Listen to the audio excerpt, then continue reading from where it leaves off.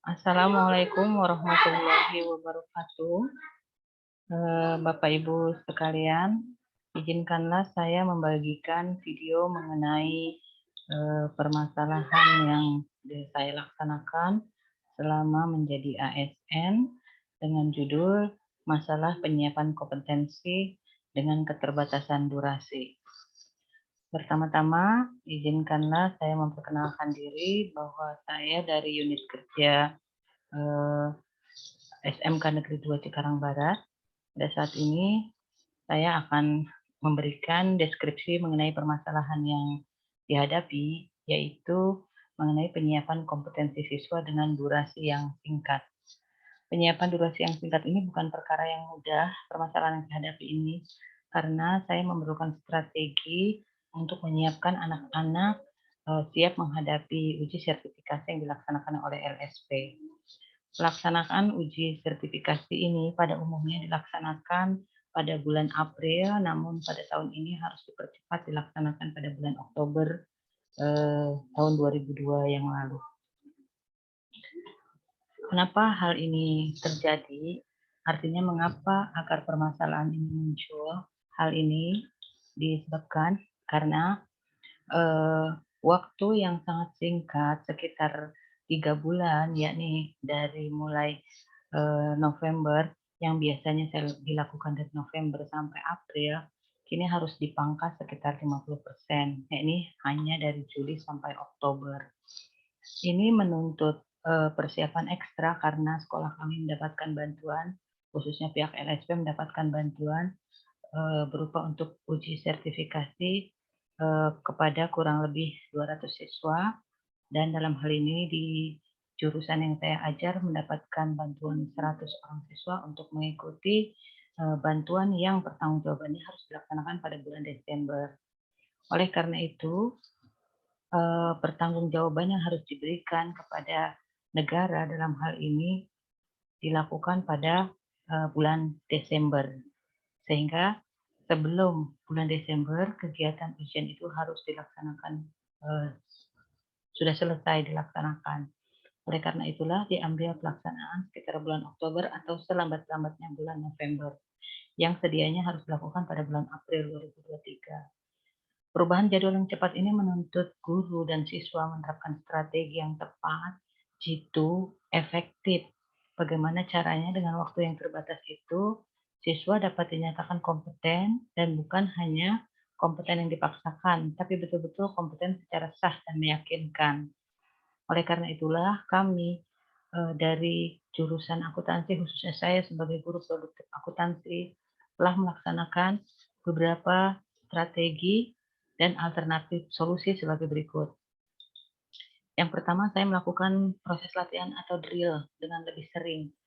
Jadi, dalam proses 3 bulan ini saya memberikan 3 latihan perusahaan, karena kebetulan kompetensi yang saya ajarkan adalah akuntansi, maka di setiap pertemuan offline saya memberikan drilling, ya, drilling dengan lebih sering dan memberi muatan motivasi atau spiritual pada saat pertemuan offline.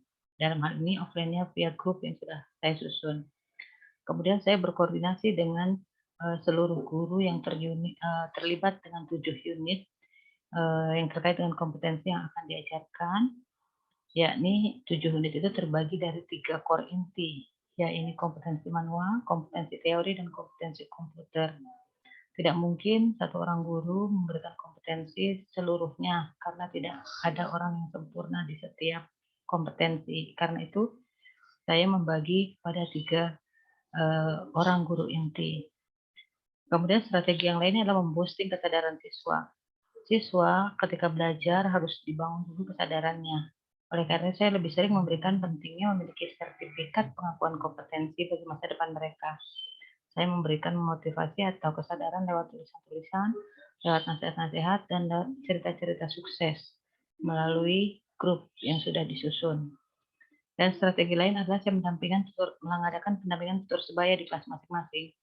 Karena saya tahu di dalam kelas itu banyak siswa yang memiliki kemampuan di atas rata-rata, oleh karena itu saya meminta bantuan bagi mereka yang memiliki kemampuan di atas rata-rata untuk berbagi ilmu, supaya apa? Supaya mereka bisa tetap mempertahankan ilmunya sekaligus lebih, kompeten lagi karena dengan mengajarkan kepada mereka yang belum bisa, tentu yang sudah bisa itu akan lebih bisa lagi, seperti itu. Lewat beberapa alternatif solusi ini, akhirnya dengan waktu yang terbatas tersebut, saya bisa, memberikan beberapa hasil, yakni yang pertama, dari 100 orang yang tersebar di 3 kelas, di kelas yang pertama ada 33 orang yang berhasil, lulus dalam uji kompetensi dengan waktu 3 bulan tersebut. Ada 1 anak belum kompeten dan di kelas berikutnya ada 31 orang yang sudah kompeten dan masih 4 orang yang belum, dan di kelas terakhir dari 31 anak hanya 2 yang belum kompeten, 29-nya lagi sudah kompeten. Sehingga dari beberapa alternatif solusi yang tadi diberikan, dari 100 orang itu 93% dinyatakan berhasil dan, para penguji dari 100 orang ini adalah asesor dari pihak luar.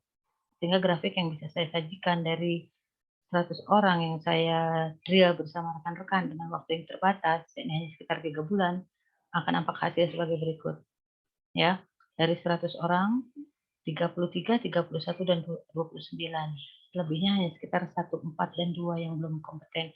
Dan rata-rata dari 7 yang belum kompeten ini adalah belum kompeten dalam hal komputer.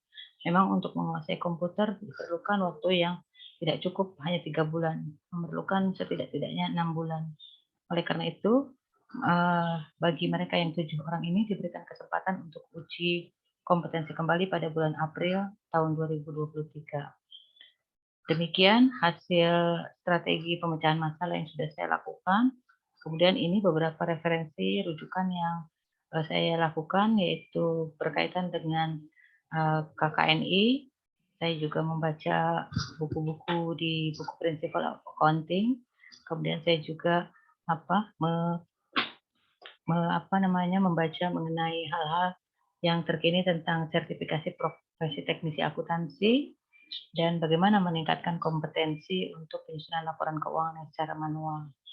Demikian beberapa sumber rujukan dan referensi dari pemecahan masalah yang sudah saya lakukan. Terima kasih atas perhatian Bapak Ibu sekalian. Billahi taufiq wal hidayah. Wassalamualaikum warahmatullahi wabarakatuh.